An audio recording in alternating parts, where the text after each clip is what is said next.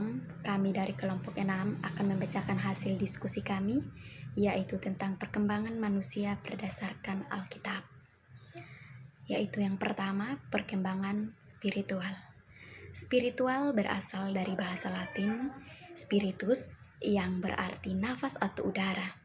Spirit memberikan hidup, menjiwai seseorang. Spirit memberikan arti penting ke hal apa saja yang sekiranya menjadi pusat dari seluruh aspek kehidupan seseorang. Jadi spiritual adalah suatu yang dipengaruhi oleh budaya, perkembangan, pengalaman hidup, kepercayaan, dan nilai kehidupan. Karakteristik spiritual. Karakteristik spiritual yang utama meliputi perasaan dari keseluruhan dan keselarasan dalam diri seseorang dengan orang lain dan dengan Tuhan, atau kekuatan tertinggi sebagai suatu penetapan. Perkembangan aspek spiritual. Tahap perkembangan klien dimulai dari lahir sampai klien meninggal dunia. Perkembangan spiritual manusia dapat dilihat dari tahap perkembangan mulai dari bayi, anak-anak, prasekolah, usia sekolah, remaja, dewasa muda, dewasa pertengahan, dewasa akhir, dan dewasa lanjut usia. Adapun tahap-tahap perkembangan spiritual, yaitu yang pertama itu remaja dari umur 12 tahun sampai 18 tahun, dan yang kedua dewasa muda yaitu dari 18 sampai 25 tahun. Yang ketiga dewasa pertengahan dari 25 sampai 38 tahun. Yang keempat dewasa akhir yaitu 38 sampai 65 tahun, dan yang terakhir yaitu lanjut usia umur 65 tahun. Adapun faktor yang mempengaruhi perkembangan spiritual, yaitu faktor yang mempengaruhi kesehatan spiritual adalah nutrisi, latihan, dan lingkungan tempat tinggal. Selain itu, terdapat ancaman dari luar maupun dari dalam diri kita, sehingga kita harus pandai-pandai untuk menjaga kesehatan spiritual kita. Yang berikut adalah perubahan fungsi spiritual. Perilaku individu sangat dipengaruhi oleh spiritualisme dalam kehidupannya. Kebutuhan spiritual merupakan kebutuhan dasar yang dibutuhkan oleh setiap manusia. Spiritual adalah sesuatu yang dipengaruhi oleh budaya, perkembangan, pengalaman hidup, kepercayaan, dan nilai kehidupan. Spiritualitas mampu menghadirkan cinta, kepercayaan, harapan, dan melihat arti dari kehidupan dan memelihara hubungan dengan sesama. Kebutuhan spiritual adalah kebutuhan untuk mempertahankan atau mengembalikan keyakinan, memenuhi kewajiban agama, dan kebutuhan untuk mendapatkan maaf atau pengampunan. Masalah spiritual ketika penyakit, kehilangan, dan nyeri menyerang seseorang. Yang berikut adalah citra dan identitas diri. Manusia adalah rupa dan gambar Tuhan Allah atau imago Dei. Sebagai imago Dei, manusia mempunyai kekhasan. Misalnya, berbeda dari makhluk-makhluk lain. Manusia adalah satu-satu makhluk hidup yang mempunyai hubungan dengannya. Manusia sebagai mitra kerja Tuhan Allah untuk melayani dunia. Manusia memiliki kebebasan dan tanggung jawab penuh terhadap pengelolaan kehidupan kepada Tuhan Allah.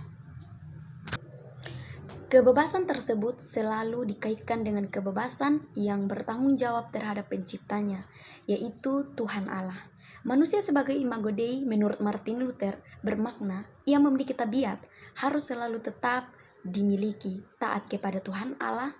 Sejak semula manusia adalah makhluk yang berakal dan serupa dengan Tuhan Allah. Manusia memiliki pengetahuan tentang Tuhan Allah, kebenaran, dan kekudusan. Setelah manusia jatuh ke dalam dosa, gambar dan rupa tersebut menjadi hilang. Menurut Yohanes Calvin, gambar Tuhan Allah merupakan hakikat manusia yang tidak dapat berubah. Hakikat manusia yang tidak dapat berubah ialah akal, kehendak, dan kepribadian. Sedangkan rupa adalah sifat-sifat manusia yang dapat berubah. Adapun juga 7 makna manusia sebagai citra Allah, yaitu yang pertama, manusia itu sakral dan bermartabat. Pernyataan bahwa pribadi manusia diciptakan menurut gambar Allah mau ditegaskan bahwa manusia itu sakral dan bermanfaat. Kesakralan manusia itu berdasar pada pengetahuan tentang dari mana ia berasal dan kemana akhir dari hidup ini. Lebih jauh, kesakralan manusia itu terletak pada pribadi manusia berakal budi dan berhati nurani. Yang kedua, manusia berdimensi spiritual. Allah telah menjalin hubungan dengan kita sehingga pribadi manusia tidak dapat dipahami terlepas darinya. Kita ini bukan hanya tubuh, tetapi juga roh. Dengan demikian, kita menghormati siapapun yang menyembah Tuhannya ataupun yang transenden ataupun sebutannya. Yang ketiga, Allah setia pada relasinya dengan manusia. Dengan klaim bahwa manusia sebagai gambar Allah, berarti Allah tetap setia pada relasinya dengan kita. Berada di dalam gambar Allah adalah tak tergantikan. Akibatnya, tindakan diskriminasi ataupun penganiayaan dalam berbagai bentuk apapun tak akan menghapus kodrat kita sebagai gambar Allah itu. Yang keempat, Allah adalah tujuan akhir manusia. Kita semua berbagi kondisi manusia yang sama, yakni terarah kepada suatu tujuan yang sama, yakni Allah. Yang kelima, manusia bukan ditentukan prestasinya. Martabat manusia pada akhirnya tidak bergantung pada prestasi manusia. Oleh karena itu, yang lemah, orang sakit, orang cacat, orang miskin, orang-orang di pinggiran masyarakat layak mendapat perlindungan dan rasa hormat sama sebagai manusia. Yang keenam, manusia sebagai pribadi yang rasional. Jika Allah adalah Tritunggal dan hubungan pribadi secara Trinitarian ditandai dengan memberi dan menerima cinta, maka harus juga ada pemahaman komunitarian tentang orang yang menjadi citra Allah. Seseorang tidak dapat eksis dengan dirinya sendiri, tapi selalu berhubungan dengan orang lain. Partisipasi yang lebih dalam komunitas manusia meningkatkan kemanusiaan setiap orang, sementara kegagalan membangun komunitas mengurangi kemanusiaan dari semua orang. Yang terakhir yaitu tanggung jawab untuk berbagi. Pemberian diri yang tidak terpisahkan dalam kehidupan Trinitas juga harus menjadi hal yang integral dalam kehidupan manusia. Ada tanggung jawab moral untuk membagikan apapun karunia, talenta, atau harta milik seseorang untuk kebaikan orang lain. Ada kewajiban untuk berkontribusi pada kebaikan bersama dan membantu mereka yang membutuhkan. Oleh karena itu, kita memiliki harkat dan martabat yang sama, maka kita tidak menganggap rendah mereka yang tidak memiliki apa-apa. Perkenalkan, nama saya Rizky Teon. Pembahasan saya tentang tahap-tahap perkembangan agama. Pertumbuhan dan perkembangan merupakan suatu seri perbuatan menurut aturan-aturan tertentu dari keadaan semula menuju keadaan yang lebih lengkap ataupun lebih matang. Adapun tahapan yang dimaksud sebagai berikut. Yang pertama, tingkat dongeng atau the fairy tale stage. Tahapan yang pertama ini ditandai dengan kesenangan anak bercerita hal-hal yang luar biasa seperti kebesaran, kehebatan, dan kekuatan Tuhan. Kemudian tingkat kenyataan atau the realistic stage. Tahap yang kedua adalah tingkat kenyataan. Hal ini ditandai dengan mulainya pemahaman anak tentang sosok Tuhan yang dipercaya sebagai sosok yang kuat serta Maha Pencipta. Kemudian tingkat individu atau the individual stage. Tahapan yang ketiga ini ditandai dengan terlihat pada sensitivitas keberagaman anak. Tahap ini juga dibagi atau dikategorikan menjadi 3 bagian, antara lain konsep ketuhanan yang konvensional dan konservatif, kemudian konsep ketuhanan yang lebih murni, dan konsep ketuhanan yang bersifat humanistik. Pembahasan kedua yaitu sifat agama pada anak. Yang pertama, unreflektif atau tidak mendalam.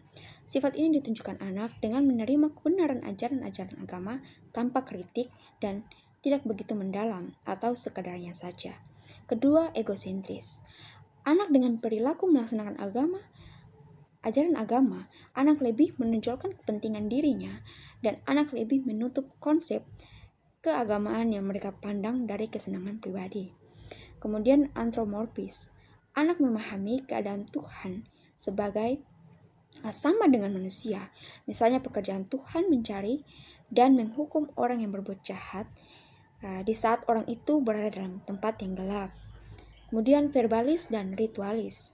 Sifat ini ditunjukkan anak dengan kegemaran menghafal secara verbal atau kalimat-kalimat keagamaan, yaitu mengerjakan amaliyah yang mereka laksanakan berdasarkan pengalaman atau tuntutan yang diajarkan. Kemudian pengembangan keagamaan pada anak usia dini. Sifat ini ditunjukkan anak dengan cara anak suka meniru tindakan keagamaan yang dilakukan oleh orang-orang di lingkungan, terutama orang tuanya. Yang terakhir yaitu rasa takjub atau kagum. Sifat ini ditunjukkan anak dengan perilaku mengagumi keindahan-keindahan lahiriah pada ciptaan Tuhan, namun rasa kagum ini belum kritis dan kreatif.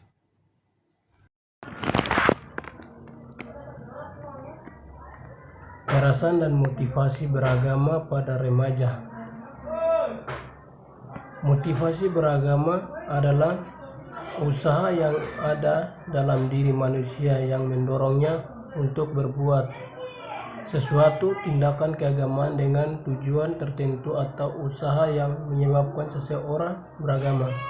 Menurut Nico Syukur, manusia termotif untuk beragama atau melakukan tindakan keagamaan dalam 4 hal.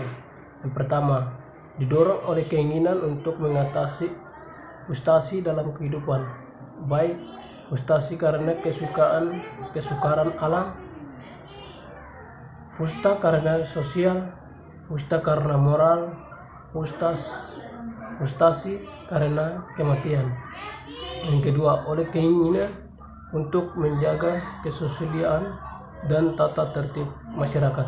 Yang ketiga, didorong oleh keinginan untuk memuaskan rasa ingin tahu atau ingin tahu manusia.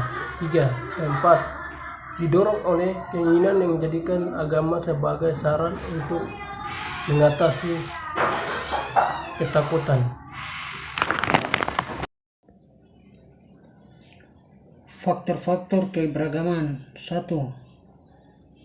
Konsekuensi sebagai negara kepulauan. 2. Kondisi alam. 3. Kondisi iklim. 4. Keanekaragaman ras. 5. Agama. 6. Sejarah. 7. Pengaruh budaya asing. Hubungan interpersonal. Hubungan interpersonal tidak dapat dipisahkan dari relasi dan kesamaan kepentingan, dan jika digabungkan menjadi relasi yang memiliki kepentingan bersama. Ciri-ciri hubungan interpersonal di antaranya sebagai berikut. Alur pesan 2 arah, berarti tidak ada lagi yang perlu digurui. Suasana informal berarti kondisi dalam hubungan ini tidak ketat, tetapi hubungan ini lebih pada hubungan individu, yaitu pertemanan dan kerabat. Umpan balik segera.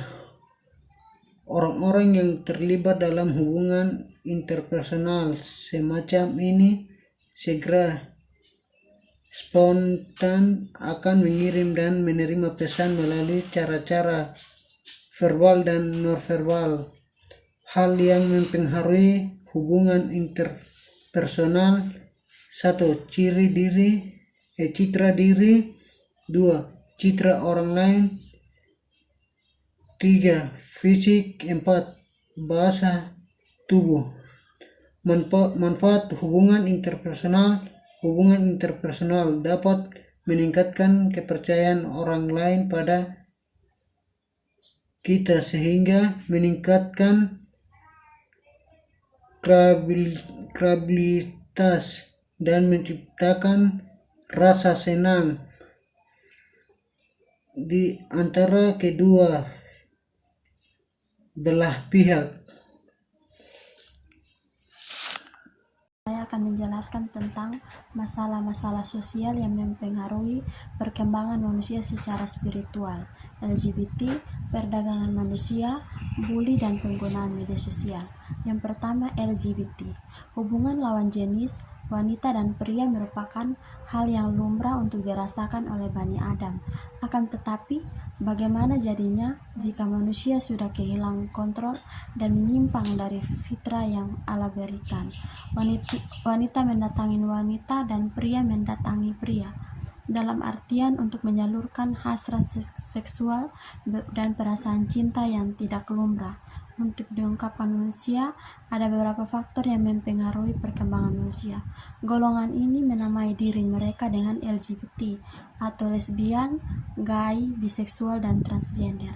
Meskipun masih belum jelas dengan penerimaan mereka dengan status seksual dan transgender yang selalu dipinggirkan menjadi kasta terendah. Yang kedua, perdagangan manusia telah menjadi ancaman serius bagi hak asasi manusia di Indonesia.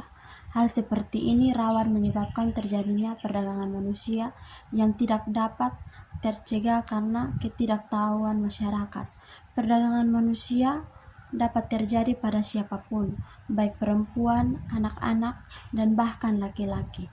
Masalah-masalah kompleks dalam fenomena perdagangan manusia menyebabkan banyak korban mengalami trauma atau bahkan gangguan stres pasca trauma.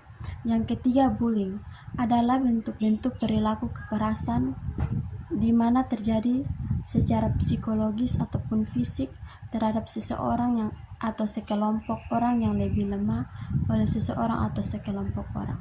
Yang keempat, dampak positif media sosial.